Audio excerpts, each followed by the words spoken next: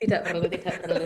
Biar ini telinganya terkorek-korek ini laki-laki 3 orang di sini tuh biar terkorek semuanya. Biar ngobrolnya mungkin lebih Nggak las. usah, nggak usah sini aja, enak aja. Halo semua, selamat datang di Ngopi. Ngobrol bareng Yapi.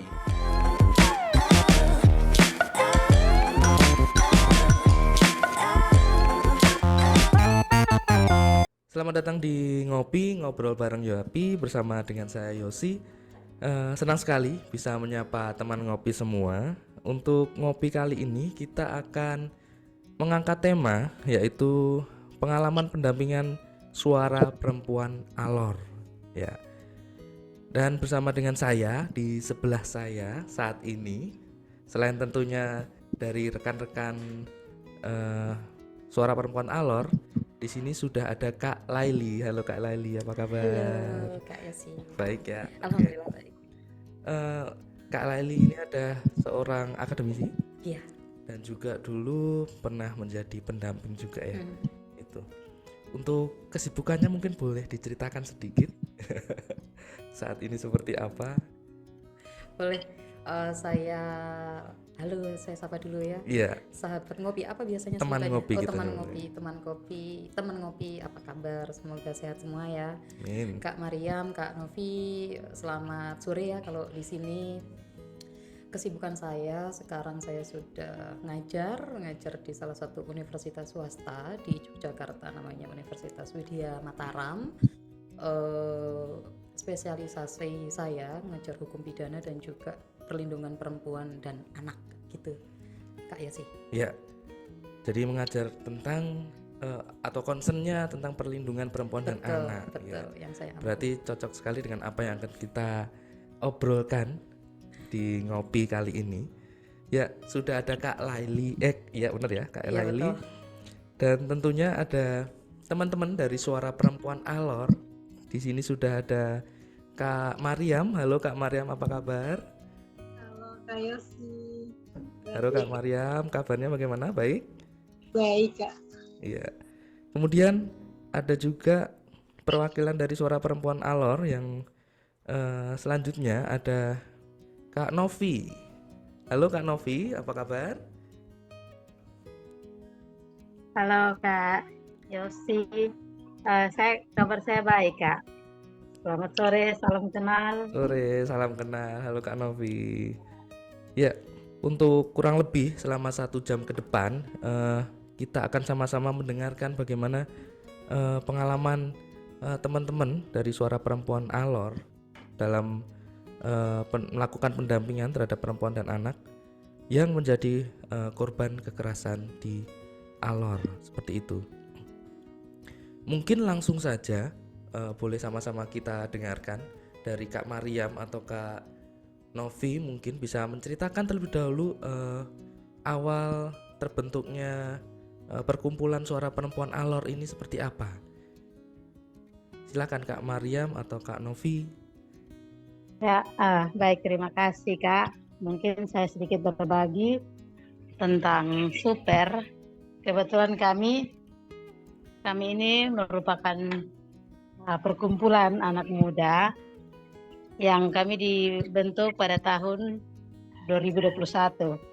Itu dengan meningkatnya kasus-kasus kekerasan, baik itu yang secara fisik, secara non fisik, ekonomi, yang banyak terjadi di Alor. Dan kami itu digagas dengan nama awal itu kami menggunakan nama Komunitas Peduli Kekerasan Terhadap Perempuan dan Anak.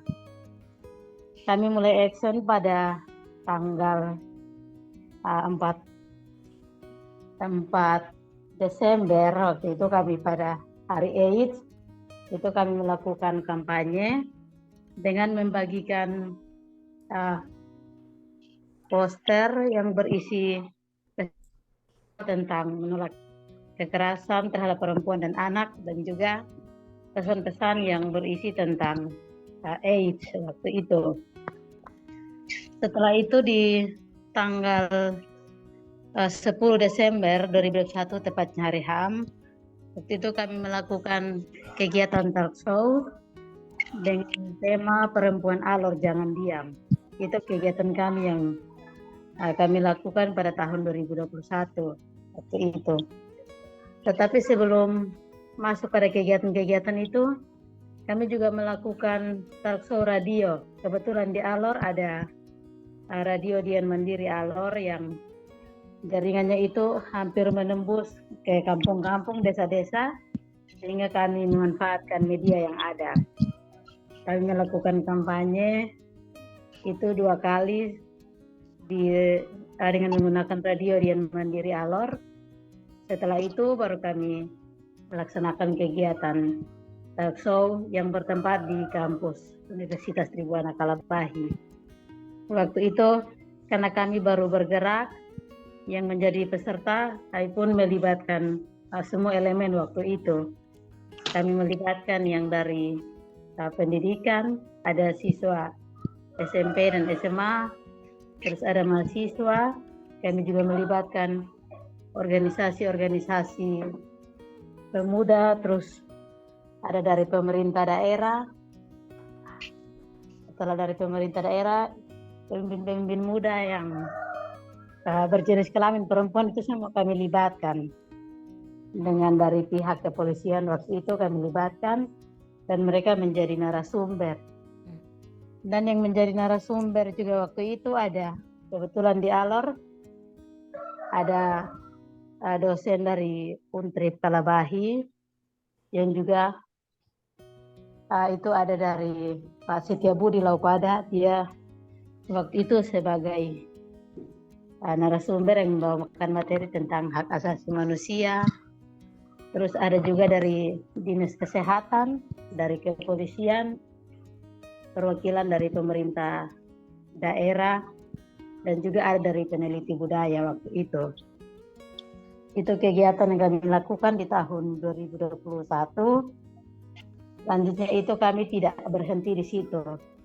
Kami berkomitmen karena ketika kami melakukan kegiatan talk show, kami juga menemukan banyak kasus-kasus yang waktu itu sempat juga diungkapkan, tetapi penyelesaiannya itu tidak tuntas. Sehingga kami terus berkomitmen. Kami mengadakan pertemuan di sekretariat, waktu itu sekretariat CDBTS Alor. Kak Novi, Kami mulai membahas. Kak Novi, kalau boleh Iya, tahu, Pak.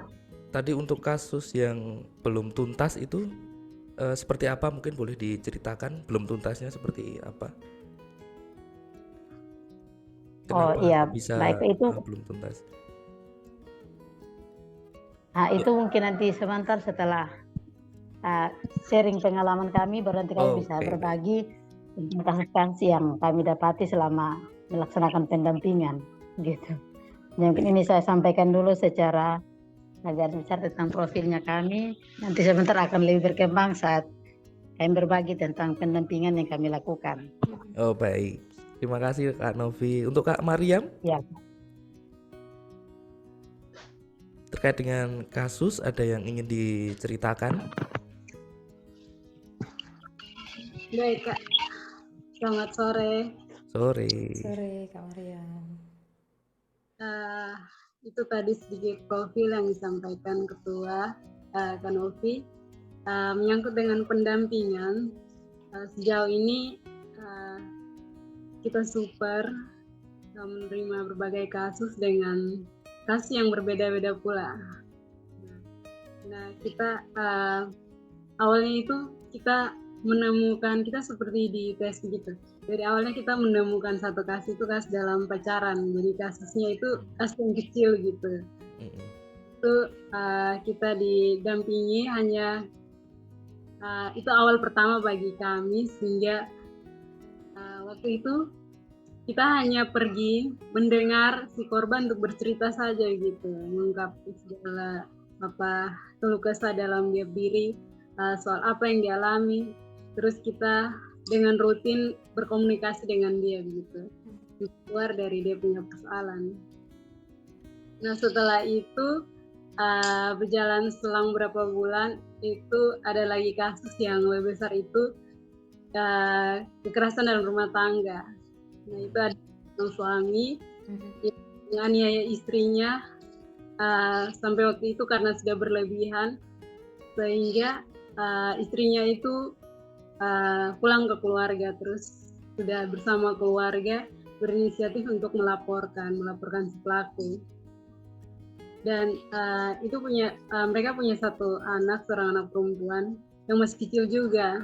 Nah, anak ini juga sebenarnya menjadi korban karena seringkali melihat bagaimana ibu dan ayahnya bertengkar, melakukan kekerasan di depan dia gitu. Nah, itu kasus yang itu kita super dampingi. Sekarang sudah ada pada tahap bersiap untuk mau persidangan gitu. Nah, kasih itu pertanyaan jangan. Tapi si ibu beberapa kali kami bertemu untuk secara emosional kita bisa melihat bahwa kehidupannya lebih harmonis gitu setelah dia keluar dari apa yang dia alami sebelumnya. Gitu, Mbak. Ada juga beberapa kasus yang kita temui itu kasus pemerkosaan. Yang beberapa kasus yang agak sulit itu ketika adanya kasus pemerkosaan, karena itu bagaimana kita harus mendekati korban. Karena ada korban yang mau untuk terbuka atau percaya dengan kita, ada juga yang susah gitu. Kita lewat orang tuanya atau kakaknya yang dekat. Sebenarnya banyak kasus, Kak, tapi yang terakhir ini kasus yang menurut Super itu paling bukan paling wow sih, tapi paling berat itu kemarin itu ada kasus persetubuhan di mana seorang ayah kandung menghamili anaknya sendiri gitu. Nah, ini bukan masalah soal si anaknya yang sampai anaknya sudah hamil, korbannya itu sejalan 3 bulan. Terus si ayah dan ibu ini latar belakang ekonominya, latar belakangnya itu tani gitu. Terus si ibu ini tidak sendiri tapi masih punya beberapa anaknya itu 6 orang, Kak. Terus banyak hal yang kita temui di situ karena si ibu dan ayah ini belum menikah, mereka bahkan belum punya data diri sama sekali. Hal yang bagi kami ini bukan masalah soal kekerasan, tapi ada banyak masalah di situ. Oke. Jadi sekalipun bisa dikatakan belum lama ya suara perempuan Alor ini terbentuk, tapi ternyata sudah banyak kasus juga yang ditangani, mulai dari KDP, terus kemudian tadi juga ada KDRT juga gitu, dan juga kasus-kasus yang lainnya. Nah, tadi juga sempat disampaikan oleh Kak Novi itu ada kasus yang belum atau mungkin sulit untuk terselesaikan. Itu mungkin boleh diceritakan, Kak Novi?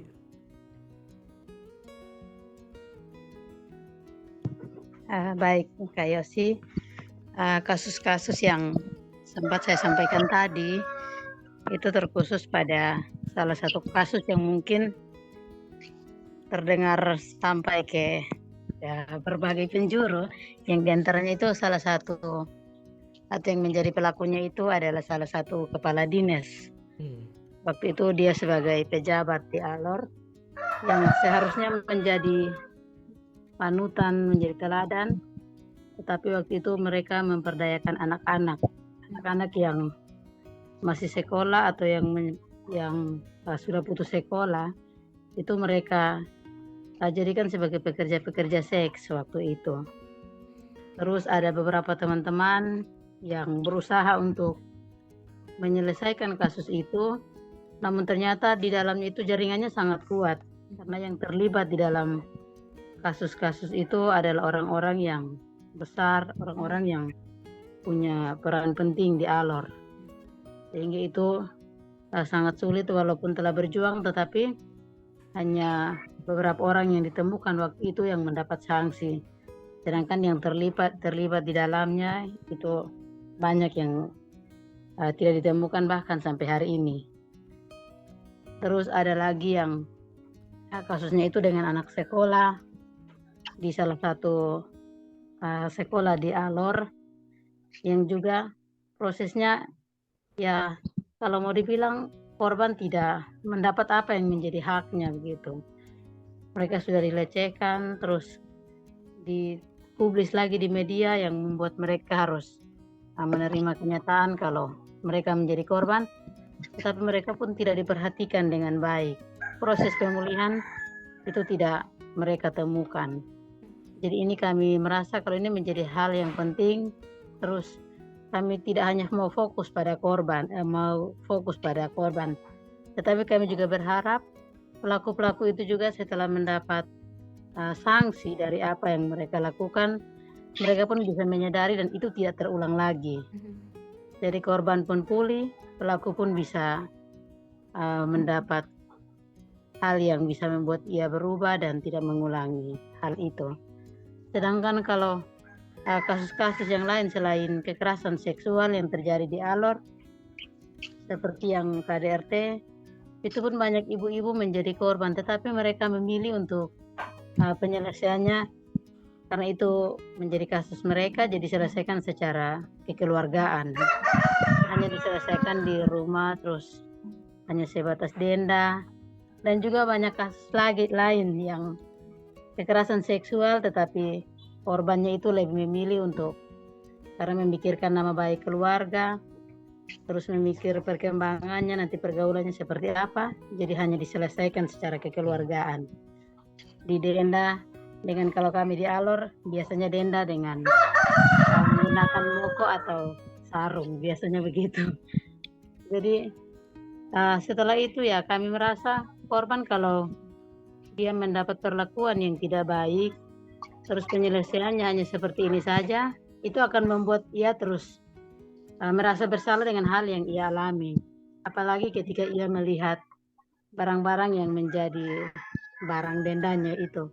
Ketika ia melihat, ia akan kembali mengingat, oh ternyata barang ini ada karena saya dulu pernah dilakukan seperti ini. Jadi itu banyak kasus yang kalau kami mau uraikan, ya itu hanya mewakili beberapa kasus. Jadi ada juga kasus kekerasan seksual yang penyelesaiannya seperti itu. Terus yang kekerasan dalam pacaran, KDRT, banyak yang diselesaikan seperti itu. Oke. Ya Pak. Untuk budayanya di sana sendiri seperti apa? Apakah sangat kental dengan budaya patriarkat atau bagaimana? Baik Yosi, kalau kami di Alor itu memang budayanya itu sangat kental dengan budaya patriarki. Jadi kalau perempuan ya statusnya itu pasti ada pada posisi yang belakang. Ketika perempuan mau berbicara itu ya untung-untung lah kalau didengarkan dan diteruskan. Tetapi perempuan menyampaikan pendapat pun masih sering diabaikan. Terus yang kami temukan dalam melakukan pendampingan itu banyak pelaku kekerasan itu orang dekat. Orang dekat, ada yang ayah, ada yang om, terus ada yang keluarga terdekat, orang-orang yang menjadi tokoh. Tetapi karena kita ketika mau menyampaikan, kita akan berpikir ya perempuan tidak bisa begini, perempuan itu tidak boleh, apalagi kalau pelakunya itu orang dekat, itu selalu diarahkan untuk lebih baik tidak boleh diselesaikan karena berpikir ini keluarga kamu, ini bapak kamu, ini om kamu dan lain sebagainya. Jadi karena budaya patriarki yang sangat kental terus menjadi kebiasaan masyarakat di Alor yang ketika mau melakukan sesuatu apalagi kita perempuan itu akan sangat sulit untuk keluarga mau mengiyakan. Jadi memang dalam pendampingan kami juga kami kewalahan soal itu Kak. Misalnya kalau syukur-syukur dapat korban yang keluarganya itu mendukung, apalagi dukungan untuk mau diproses secara hukum. Tetapi banyak juga yang kami temukan banyak keluarga yang tidak mendukung, bahkan yang menjadi korban itu selalu disalahkan. Mungkin itu Kak. Ya. Dan sebagai orang yang dulu pernah dekat dengan proses-proses pendampingan dan juga sekarang aktif sebagai akademisi yang menyampaikan apa terkait dengan kekerasan terhadap perempuan dan anak, pasti ada sesuatu nih yang ingin ditanyakan atau mungkin disampaikan untuk teman-teman di Alor ini. Baik. Ya, silakan. Iya, terima kasih Kak Yosi, Kak Novi, Kak Mariam. Pertama-tama saya ucapkan terima kasih banyak sekali karena sudah membuat gerakan super ini ya. Jadi pasti sangat banyak yang terbantu, perempuan-perempuan maupun korban-korban di Alor yang butuh uluran dan bantuan dari teman-teman super. Dan saya sangat mengapresiasi Kak Mariam dan Kak Novi punya waktu dan tenaga untuk melakukan kegiatan ini. Itu saya rasa sangat berarti sekali ya untuk korban ya.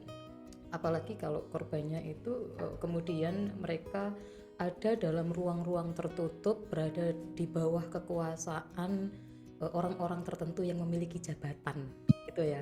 Jadi tadi sudah disampaikan oleh Kak Mariam dan Kak Novi bahwa terdapat banyak kasus sekali baik yang bisa diselesaikan maupun tidak bisa diselesaikan. Rata-rata korbannya yang saya tangkap tadi adalah perempuan dan anak ya, begitu ya Kak Novi dan Kak Mariam ya? Iya Kak. Iya Kak. Betul. Jangan khawatir karena di Jawa pun ternyata juga memiliki problem yang sama. Tidak hanya di Alor, terkait dengan cara pikir seseorang, terkait dengan budaya hukum, budaya masyarakat yang memang membatasi bagaimana advokasi dari kasus kekerasan seksual ini bisa mencapai tujuan. Itu sih.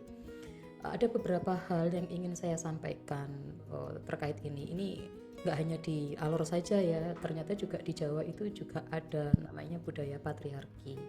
Budaya patriarki itu memang mendikte kita supaya kita itu nggak usah speak up, nggak usah ngomong kalau terjadi kasus kekerasan seksual. Karena apa? Karena perempuan itu kalau menurut budaya patriarki ya dinilai dari seberapa terhormatnya seseorang perempuan itu kalau dia tidak nakal atau tidak melakukan hal-hal yang di luar norma masyarakat misalkan kalau gitu. Jadi kalau tadi Kak Mariam bilang tidak banyak orang yang mau melapor misalkan, atau tidak banyak korban yang mau ngomong soal dia jadi korban, itu memang problem kita bersama. Karena kalau korban itu nanti ngomong, kalau korban nanti mengadu, dia akan dibungkam lagi karena merusak citra atau nama baik keluarga, gitu ya. Jadi yang dinomorsatukan itu memang citra baik keluarga. Nah, citra baik keluarga ini sebenarnya siapa yang mempertahankan? Bapaknya, kakak laki-lakinya, pamannya, bener nggak? Bukan korban itu sendiri, begitu. Makanya ini relate sekali dengan Undang-Undang Tindak Pidana Kekerasan Seksual. Jadi dalam Undang-Undang Kekerasan Seksual itu, Undang-Undang TPKS yang tanggal 9 Mei sudah diundangkan, seharusnya sudah berlaku semenjak dia diundangkan, itu tidak diperbolehkan tindak pidana kekerasan seksual diselesaikan di luar pengadilan. Jadi nggak boleh. Kayak udah kita damai saja setelah ada kasus ini kita damai, itu nggak boleh. Kalau pelaku dan korbannya dewasa. Beda lagi kalau pelaku dan korbannya anak-anak, itu pakai undang-undang perlindungan anak misalkan. Tapi kalau pelakunya dewasa, korbannya anak-anak, itu juga memakai undang-undang TPKS gitu. Dan itu memang nggak boleh diselesaikan di luar pengadilan. Kenapa tidak boleh diselesaikan di luar pengadilan? Karena nanti kalau itu diselesaikan di luar pengadilan, yang bermusyawarah ini loh, yang duduk bareng itu ya kerabat-kerabat korban yang jenis kelaminnya laki-laki gitu ya, bapaknya yang duduk bareng, yang musyawarah itu kakak laki-lakinya, pamannya, kakeknya, untuk membicarakan bagaimana nasib korban. Korban sendiri tidak diberikan kesempatan atau ruang yang banyak untuk menentukan sebenarnya dia inginnya apa gitu. Makanya itu kalau masih dalam lingkup patriarki memang tidak boleh kasus kekerasan seksual dilaksanakan di luar pengadilan. Itu sih Kak Yosi. Oke, berarti berdasarkan Undang-Undang TPKS itu untuk kasus kekerasan perempuan dan juga anak itu harus diselesaikan melalui mekanisme peradilan gitu ya. Betul. Tapi kalau dilihat dari ceritanya teman-teman dari Super sendiri itu tadi lebih banyak yang diselesaikan atau diupayakan secara di luar pengadilan. Seperti itu ya Kak Mariam, Kak Novi? Beberapa sih Kak. Ada juga yang diproses secara hukum, Mm-mm. juga yang diselesaikan oleh keluarga. Oke, tapi lebih banyak yang mana? Yang di proses peradilan atau yang di luar peradilan? Kalau kasus kekerasan lebih banyak sih secara kekeluargaan. Secara kekeluargaannya. Oke. Ya, kebetulan baru saja di Yayasan Yapi bersama dengan Kak Laili ini tadi kita bersama-sama melakukan diskusi ya dengan tema itu ciptakan ruang aman, kenali undang-undang TPKS. Tadi sudah sedikit di-spill oleh Kak diceritakan oleh Kak Laili tentang undang-undang TPKS itu sendiri. Dan ngomong-ngomong soal undang-undang TPKS, untuk di Alor sendiri apakah sudah ada sosialisasi terkait dengan undang-undang TPKS ini?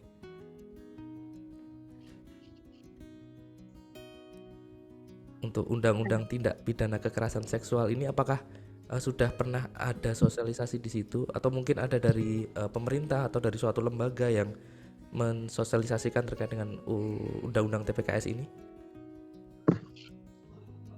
Sejauh ini dari kebetulan yang waktu ada kasus di Alor yang pelakunya itu seorang vikaris, waktu itu ada pengacara dari Kupang yang kebetulan mereka datang, mereka mendampingi korban. Jadi mereka diundang untuk menyampaikan materi bersama dengan kami, dan kami pun hanya terlibat saja dalam diskusi waktu itu di kampus. Tapi yang kami lakukan mensosialisasikan soal peraturan itu sejauh ini belum, Pak. Belum Kecuali ada. kami hanya dalam melakukan sosialisasi, nanti sanksi-sanksinya itu atau aturan-aturan hukum itu yang kami sampaikan, tetapi secara terperinci belum. Oke. Nah, kebetulan di sini sudah ada mau bilang expert pasti nggak mau. Ya, yang lebih paham lah soal undang-undang TPKS ini. Mungkin boleh disampaikan untuk teman-teman yang di Alor ini untuk undang-undang TPKS ini. Kalau tadi di diskusi yang dilakukan di Yayasan Yapi itu ada 9 poin itu yang terkandung di dalam undang-undang TPKS ini ya. Nanti mungkin untuk detailnya boleh disampaikan oleh Kak Laili. Terima kasih Kak Laili. Iya, Kak Novi dan Kak Mariam, per 9 Mei kemarin itu sebenarnya sudah disahkan Undang-Undang Tindak Pidana Kekerasan Seksual. Jadi kalau ada kasus-kasus kekerasan seksual baik di Surakarta maupun di Alor itu undang-undangnya sama ya seluruh Indonesia, kecuali di Aceh ya yang punya konun tersendiri. Ada undang-undang undang-undang tindak pidana kekerasan seksual. Nah, di undang-undang ini itu ada 9 macam tindak pidana atau perbuatan yang diatur. Saya akan mencoba menjelaskan. Yang pertama adalah kekerasan seksual non fisik, Kak Mariam dan Kak Novi. Kekerasan seksual non fisik itu misalkan kayak siul-siulan, goda di pinggir jalan, gitu-gitu. Dan korbannya ini nggak hanya dibatasi perempuan saja, bisa juga korban itu laki-laki misalkan dengan orientasi seksual yang berbeda itu sangat mungkin untuk jadi korban.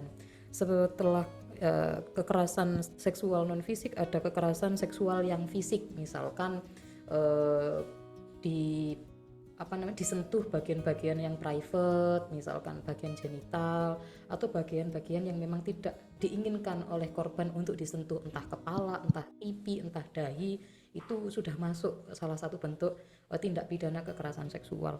Ada juga pemaksaan kontrasepsi, misalkan kayak memaksakan penggunaan alat-alat pencegah kehamilan padahal yang bersangkutan atau korban tidak berkenan melakukan itu. Nah, biasanya itu korbannya kebanyakan adalah teman-teman disabilitas. Ada juga Yang selanjutnya tindak pidananya pemaksaan sterilisasi atau memaksa seseorang untuk melakukan steril supaya tidak ada kehamilan. Jadi tadi itu kontrasepsi, sekarang steril yang benar-benar sudah tidak bisa reproduksi lagi gitu. Kemudian ada pemaksaan perkawinan. Nah, ada pemaksaan perkawinan ini dekat dengan tempat Kak Mariam dan Kak Novi, misalkan budaya kawin tangkap. Jadi kalau saya tidak salah nanti di ini ya dibantu menjelaskan, misalkan budaya kawin tangkap itu seorang perempuan tanpa kehendak dia, melawan kehendak dia, itu diculik untuk dinikahi oleh laki-laki yang tidak dia kenal, bahkan tidak dia sukai. Nah, kalau misalkan sudah diculik, ini kan kemudian menjadi hal yang umum di masyarakat. Nah, kalau perempuan itu tidak dinikahi, maka harkat martabatnya itu akan tercoreng, tidak terhormat lagi. Akhirnya mau tidak mau perempuan itu terpaksa menikahi si penculik ini tadi, dan itu dibenarkan oleh budaya setempat. Betul ya? Itu kawin tangkap itu ya. Kawin tangkap itu ternyata salah satu bentuk tindak pidana pemaksaan perkawinan, dan itu masuk ke Undang-Undang TPKS, Kak Novi dan Kak Mariam. Kemudian ada penyiksaan seksual. Penyiksaan seksual ini biasanya kalau ada korban baik laki-laki maupun perempuan ya, karena bisa siapa saja kekerasan seksual bisa terjadi. Itu kalau biasanya untuk kasus-kasus kekerasan untuk mengambil pernyataan atau keterangan dari yang bersangkutan, itu namanya penyiksaan seksual. Ada eksploitasi seksual. Nah, eksploitasi seksual ini sama persis yang digambarkan oleh Kak Novi terkait kepala dinas yang dimaksud tadi. Jadi kepala dinas tersebut itu melakukan eksploitasi terhadap anak-anak. Eksploitasi seksual itu ternyata dilakukan untuk mengeksploitasi orang-orang atau korban supaya tujuan untuk mendapatkan uang, misalkan, di mana yang melakukan eksploitasi ini pelaku-pelaku yang memiliki jabatan-jabatan tertentu, entah itu jabatan secara struktural maupun fungsional atau jabatan-jabatan yang tidak formal, misalkan pemuka agama. Nah, ini bisa melakukan eksploitasi seksual. Kemudian selain eksploitasi seksual, ada perbudakan seksual. Perbudakan seksual itu manakala ada kasus-kasus penyekapan, penahanan laki-laki atau perempuan untuk melepaskan hawa nafsunya dalam waktu yang lama. Itu perbudakan seksual. Ada yang terakhir adalah kekerasan seksual berbasis elektronik, yakni kalau ada seseorang yang mengupload, yang mengambil gambar, yang mentransmisikan atau mengirim gambar tanpa persetujuan yang bersangkutan, itu kena. Jadi ternyata Undang-Undang TPKS ini, Kak Yosi, itu menambah varian perbuatan pidana atau tindak pidana yang sudah diatur di dalam KUHP atau undang-undang lain. Begitu. Itu bisa digunakan oleh teman-teman di Alor untuk dipelajari lagi bahwa sebenarnya undang-undang ini sudah disahkan dan seharusnya sudah bisa diterapkan. Begitu Kak Novi. Ya, dari Kak Novi atau Kak Maria, mungkin ada yang mau ditanyakan selagi ada Kak Laili di sini yang bisa membantu untuk menjelaskan terkait dengan Undang-Undang TPKS itu sendiri. Jadi untuk kasus yang di Alor tadi diundangkan 9 Mei tahun 2022. Betul. Ya. Jadi kalau kasus tersebut terjadi setelah diundangkannya Undang-Undang TPKS itu berarti sudah bisa digunakan ya. Seharusnya begitu Kak Yosi. Iya. Silakan Kak Mariam atau Kak Novi. Baik, terima kasih Kak untuk penjelasannya. Ini dari 9 poin yang tadi dijelaskan, itu memang ada beberapa poin yang ketika dalam diskusi yang pernah kami ikuti waktu itu menjadi perdebatan yang agak sedikit panjang. Itu yang berkaitan dengan pemerkosaan dalam perkawinan.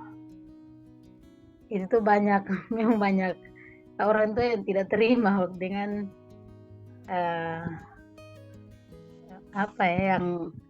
yang berurusan dengan pribadi dalam keluarga yang apalagi yang sudah menikah. Waktu itu memang jadi perdebatan panjang waktu itu. Mereka juga merasa kalau itu haknya kita, suka-sukanya kita. Jadi memang ketika dijelaskan pun agak susah untuk diterima.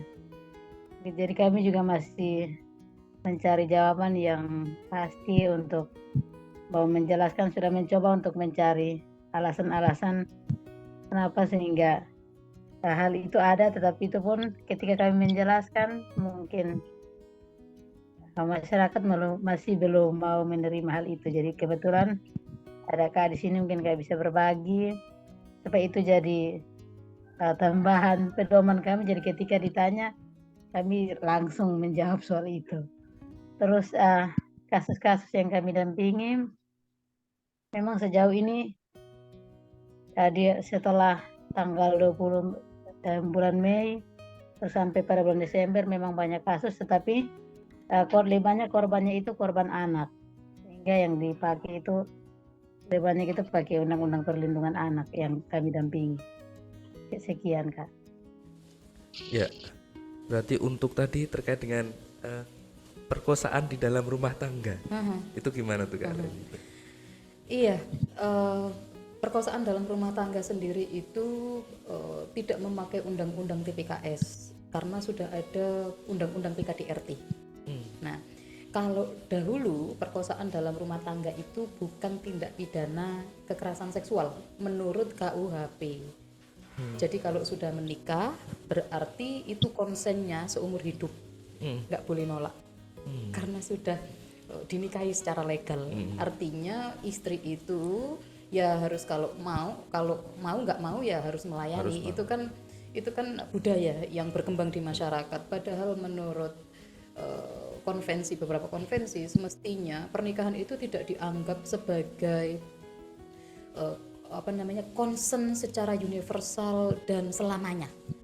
Jadi concern atau persetujuan itu juga harus ditanyakan meskipun sudah dalam ikatan atau relasi perkawinan. Itu penting. Setelah belum diundangkannya perkosaan dalam rumah tangga di dalam KUHP, nah Indonesia ini malah jauh lebih revolusioner daripada negara Australia karena mengatur tentang kasus-kasus kekerasan dalam rumah tangga, di mana kekerasan seksual itu masuk ke dalam salah satu pasal atau bentuk atau jenis kekerasan dalam rumah tangga.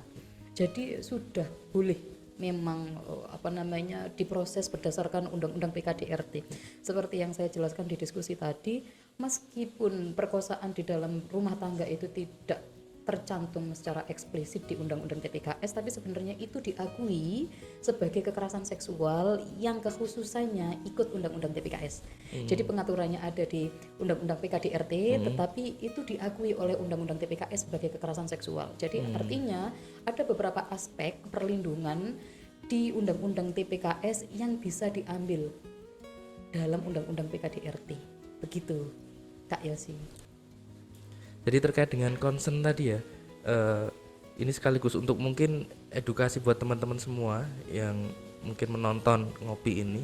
Jadi concern itu tidak bisa berlaku satu untuk seterusnya, begitu ya Kak Leli ya? Oke, betul. Ya, jadi ketika kita misalnya kita mengirim foto atau video gitu, boleh enggak saya kirim foto, boleh enggak saya minta foto atau videonya? Betul. Boleh dikirim. Betul. Tapi kan bukan berarti setelah kita terima foto atau videonya terus kita bebas melakukan apapun. Kena pasal itu undang-undang gitu TPKS mentransmisikan gambar tanpa sepengetahuan korban.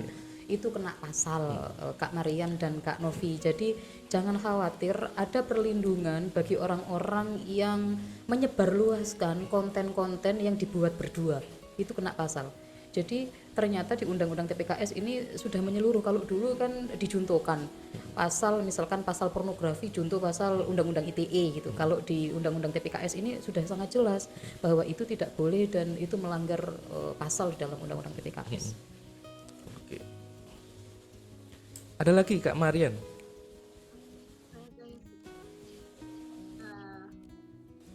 Ini pertanyaan juga untuk Kak Laila.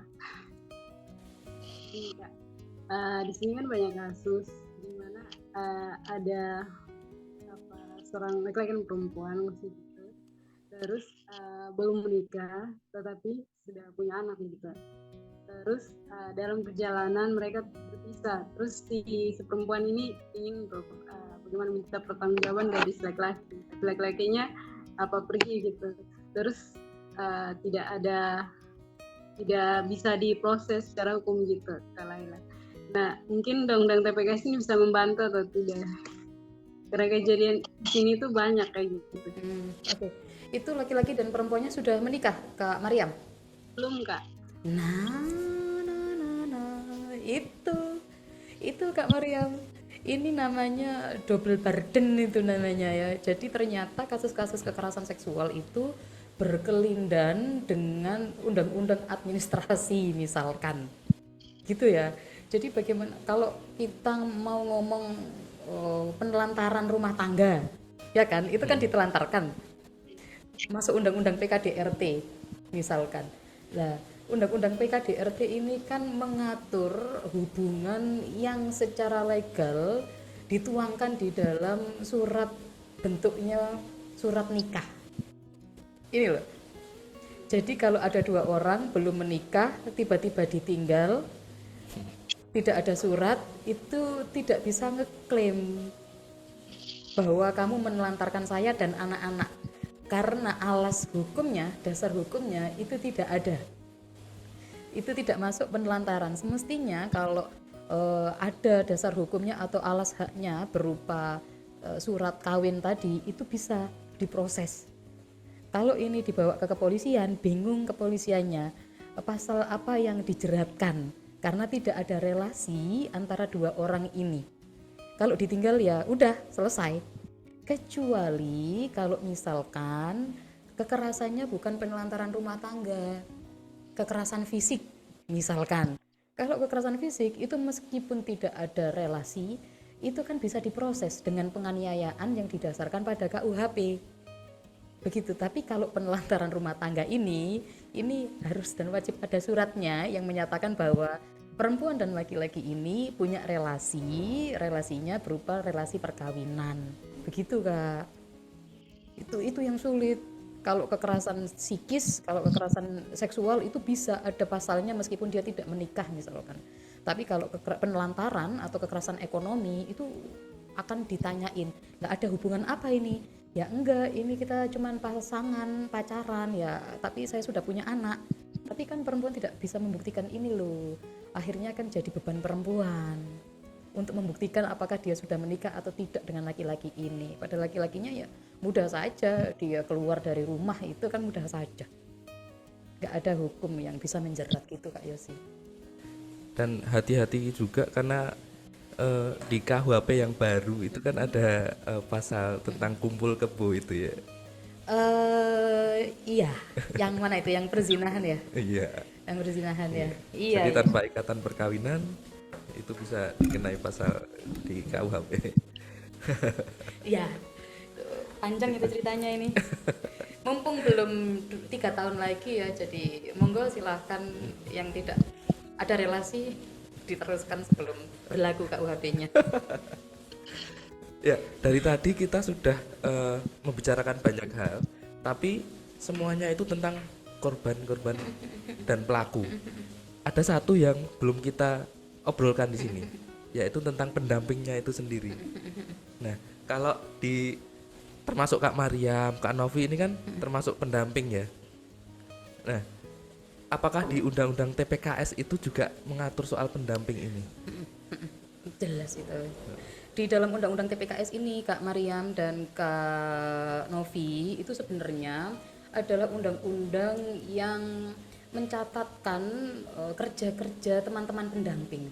Jadi dalam Undang-Undang TPKS ini pendamping itu dicantumkan sebagai salah satu pihak yang berhak beraktivitas atau melakukan pendampingan secara legal.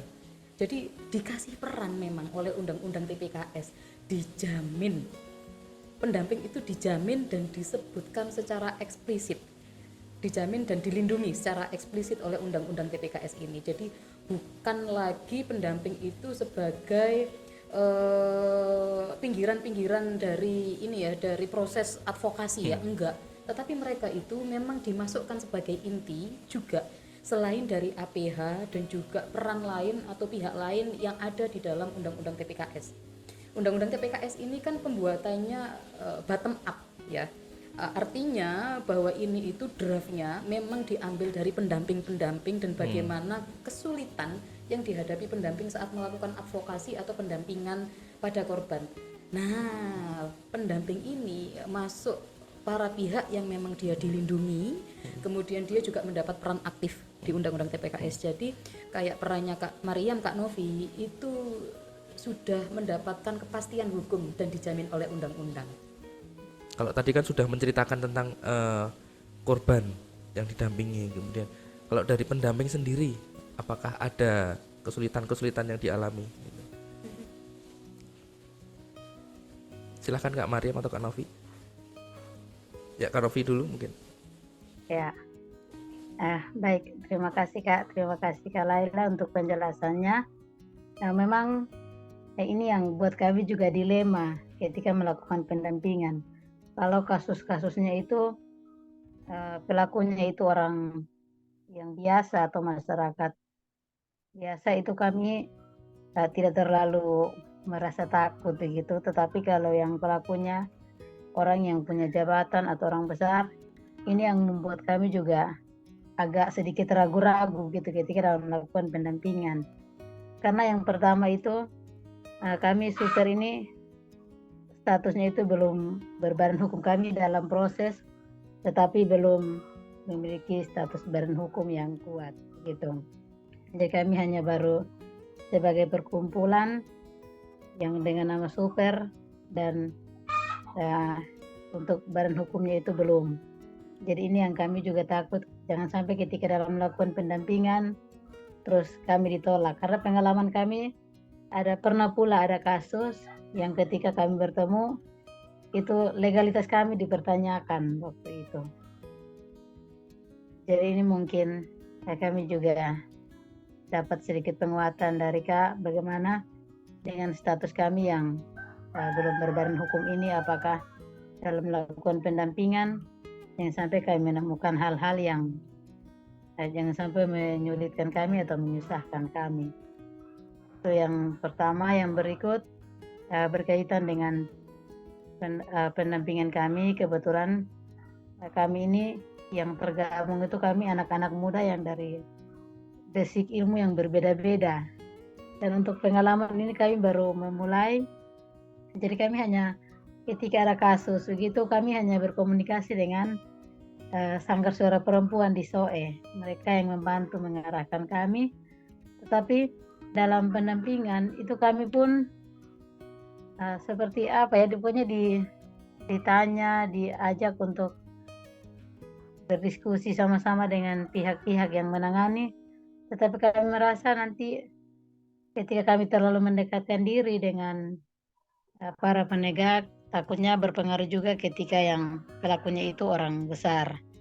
Tetapi kami juga mau ini, kami hanya membangun relasi karena memang status hukumnya kami juga belum, kalau mau dibilang belum kuat begitu.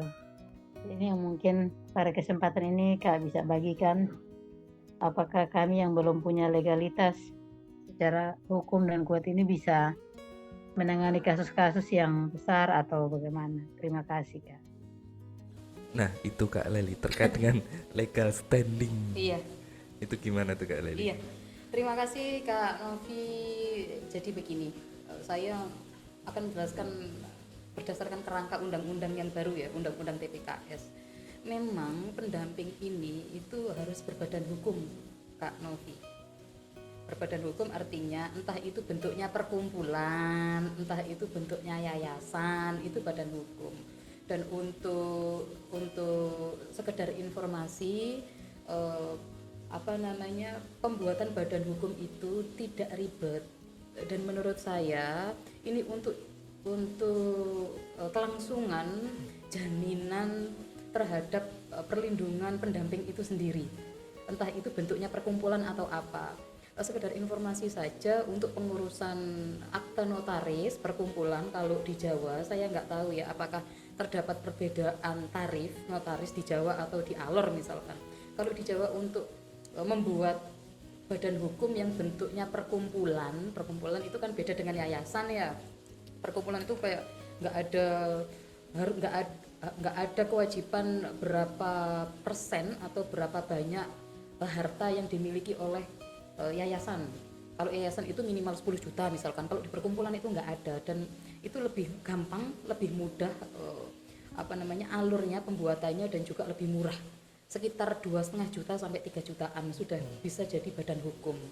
Nah, pendamping ini memang harus berbadan hukum karena dia mendampingi bukan perseorangan tetapi melalui badan hukumnya.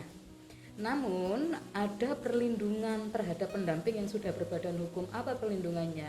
Di dalam Undang-Undang TPKS ini, kalau korban melaporkan pelaku, baik pendamping maupun korban tidak bisa dituntut balik oleh pelaku atas dasar pencemaran nama baik.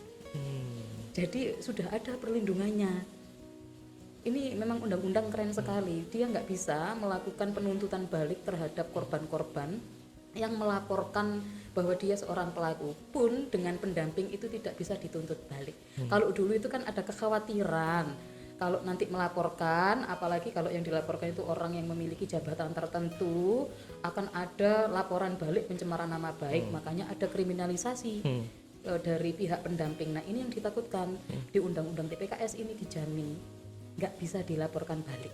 Kak Mariam atau Kak Novi pernah dilaporkan balik seperti itu? Belum pernah sih, Kak. Jangan sampai. Ya, pernah. Jangan sampai. Memang Tapi intimidasi ada ya, Kak Novi ya. Kalau untuk intimidasi pernah mengalami Kak Mariam atau Kak Novi? Sejauh ini intimidasi itu juga tidak sih Pak, tapi hanya yang kita pernah ditolak itu karena status kitanya yang belum berbadan hukum. Kita pernah ada satu kasus, terus korbannya orang besar, orang pejabat di Alor yang minta kami untuk mendampingi, tetapi ketika kami berupaya untuk bertemu dengan pihak kepolisian, kami pernah ditanya, waktu itu ditanya surat tugasnya kami, terus statusnya kami itu sudah berbadan hukum atau belum. Jadi ya kami kembali dan akhirnya tidak dilanjutkan gitu. Mungkin perlu kita diskusikan mungkin ya Kak Yosi ya, bagaimana bisa membantu teman-teman di Alor ini untuk melegalkan perkumpulan super ini dalam bentuk badan hukum, dan apa yang bisa kita bantu dari Surakarta gitu ya Kak Novi ya. Jadi akhirnya nanti dalam upaya advokasinya juga ada landasan hukumnya dan ada perlindungan hukumnya. Itu sih sebenarnya mungkin. Ya, itu tadi dari Kak Novi. Kak Mariam sendiri ada yang mau disampaikan? Baik, Kak.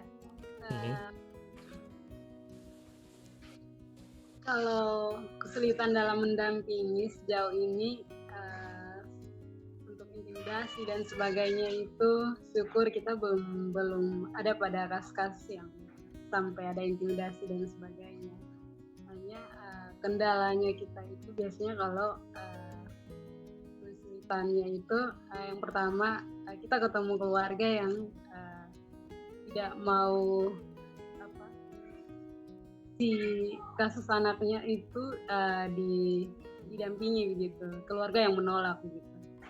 Ada beberapa yang kita ketemui, beberapa kasus yang pernah kita ketemu, terus kita hanya komunikasi awal, tapi setelah jalan mereka tidak menghubungi balik lagi untuk bagaimana proses mendampingi. Itu berapa kali kita ketemu kasih begitu. Nah, itu yang jadi kendala mungkin tingkat kepercayaan lah dari para korban, atau mungkin masih ada ketakutan dari pihak keluarga korban gitu. Itu yang pertama. Yang kedua itu kalau lokasinya jauh gitu, lokasinya korban, kan kebetulan kita di Alor ini itu lokasi atau letak geografisnya kan lumayan Kak, bisa naik di gunung, turun di lembah, jadi agak susah kalau akses masuk ke tempat-tempat yang agak jauh gitu. Kalau justru gitu kita biasa minta bantuannya dari polisi, dari polsek atau kepolisian setempat, lokasi wilayah setempat gitu, untuk bantu mantau melihat apa kejadian di sana benar atau tidak gitu. Itu biasanya gitu Kak. Jauh terus yang berikut mungkin kita kebetulan yang super sekarang kita baru 8 orang gitu Kak yang fokus untuk terus. Tetapi itu pun ada beberapa yang punya pekerjaan lain gitu. Jadi di sela-sela kesibukan baru menyempatkan diri untuk sama-sama gitu. Nah, itu yang kadang ada kasus ketakutannya kalau satu hari misalkan kita ketemu 2 atau 3 kasus. Nah, itu akan sulit untuk kita bagaimana melihat yang satu dan yang lain gitu ya. Kadang untuk membagi waktu untuk melihat kasus itu dengan kapasitas yang terbatas itu menjadi salah satu kesulitan juga.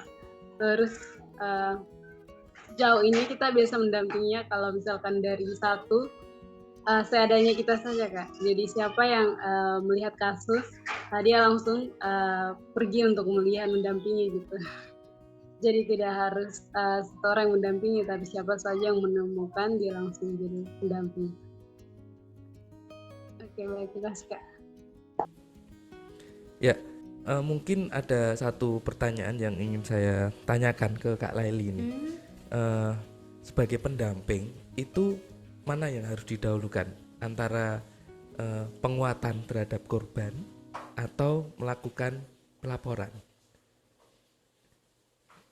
Karena sebagai pendamping kan kadang bingung nih, ini harus segera dilaporkan atau pokoknya korban dikuatkan dulu gitu. Kalau saya memahami ini itu tidak ada template yang pasti, ya, berdasarkan kasusnya dan juga berdasarkan korbannya.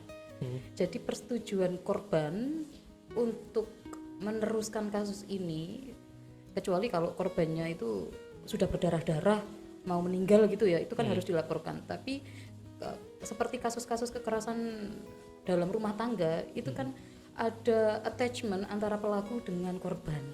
Nah ini seharusnya ditanyakan ke korban dahulu, mau nggak kalau kasus ini dilaporkan. Itu tidak boleh, prinsip yang tidak boleh dilangkai. Jadi makanya saya bilang nggak ada template yang pasti. Antar kasus itu pasti berbeda-beda Kak Yosi. Mau penguatan dulu atau mau melaporkan dulu itu berbeda-beda. Kecuali kalau misalkan kekerasan tersebut, misalkan kekerasan fisik, terus dampaknya adalah luka berat, itu pasti harus dilaporkan. Atau berdasarkan kekerasan fisik yang menimbulkan kematian, itu harus dilaporkan. Tapi kalau kekerasan fisik biasa, korbannya masih bisa untuk beraktivitas, itu harus ada misalkan pendampingan. Saya pernah mendampingi kasus kekerasan dalam rumah tangga yang fisik, psikis dan fisik ya.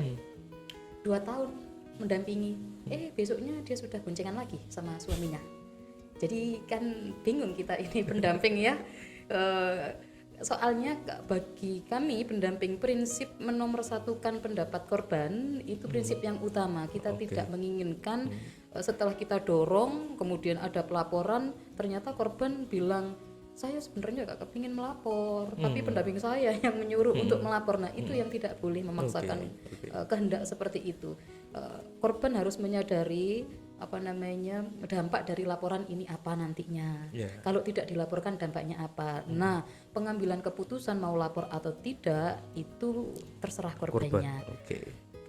Itu tadi kita pendampingan menguatkan korban, ternyata 2 tahun juga bukan sia-sia ya, tapi ya memang attachment antara pelaku dengan korban KDRT itu sangat kuat ya. Ya tadi juga sudah disampaikan kalau super itu terdiri dari 8 orang dan apakah dari 8 orang itu cukup untuk mendirikan suatu perkumpulan yang berbadan hukum? Apakah itu bisa dilakukan?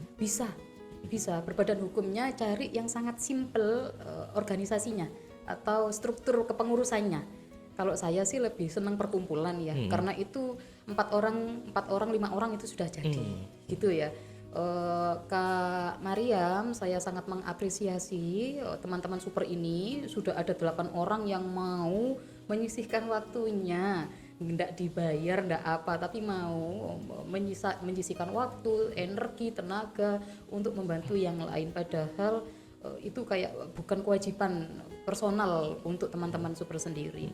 Nah, memang terdapat kesulitan ya kalau misalkan di luar Jawa, terutama di luar Jawa untuk penjangkauan korban-korban karena jarak yang jauh ya Kak Mariam ya, harus naik angkot dulu. Nah ini transportasinya ikut siapa misalkan. Nah di dalam undang-undang TPKS ini Kak Yosi, Kak Mariam dan Kak Novi dimungkinkan mengambil pernyataan baik berupa BAP itu menggunakan video telekonferensi. Jadi itu sudah ada diatur dalam undang-undang TPKS. Nggak perlu misalkan karena jarak yang jauh saksi harus ke kantor polisi misalkan. Kayak seperti ini video telekonferensi kan itu bisa dimungkinkan untuk diambil keterangannya. Itu sangat membantu sekali untuk daerah-daerah yang memiliki kondisi geografis yang jauh-jauh ini. Karena tidak semua korban dan saksi itu memiliki kondisi finansial yang bagus ya. Gitu sih. Nah ini sudah dijamin Kak Novi dan Kak Mariam. Jadi undang-undang TPKS ini menurut saya sangat bagus. Tapi ya memang harus ada PP-nya, ada perpresnya, itu yang harus kita dorong sih bersama-sama. Iya, oke. Ya, jadi tugas seorang pendamping itu bukan hanya mendampingi untuk kasusnya saja, tapi juga harus bisa memberikan edukasi seperti itu ya. Betul. Ya. Dan juga semuanya harus sesuai dengan persetujuan atau yang diinginkan oleh si korban. Betul. Jadi semua harus dari kehendak si korbannya sendiri ya. Betul. Jadi sebagai pendamping pun kita tidak bisa memaksakan. Betul, Ya, saya betul. sepakat kalau itu. Nah, untuk terkait dengan psikologis korban sendiri yang sudah dilakukan oleh teman-teman dari Super untuk bantuan psikologisnya seperti apa?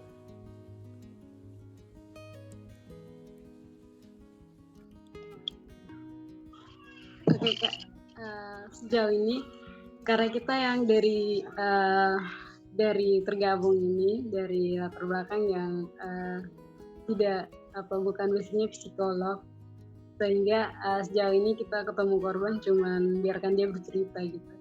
Sedangkan di sini kebetulan ada Peksos, ada salah satu Peksos yang biasa mendampingi anak juga. Jadi kalau korban anak biasanya kita arahkan minta bantuan dari Peksos untuk berikan terapi kepada anak-anak gitu yang menjadi korban. Sejauh ini. Untuk sementara kita juga lagi berusaha untuk mencari teman-teman yang latar belakangnya psikologi biar bisa membantu kalau ada korban selanjutnya. Oke, untuk jaringan kerja sendiri sudah berjejaring dengan lembaga apa saja mungkin untuk suara perempuan Alor ini? Kalau di Alor itu cuman dari bagian hukumnya itu kita berjaring teman-teman Fakultas Hukum Universitas di mana.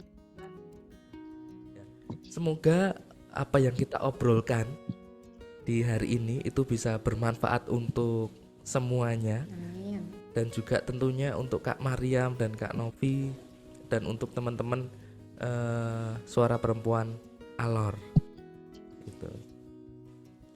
Terakhir, apakah ada yang masih ingin disampaikan untuk Kak Mariam dan juga Kak Novi?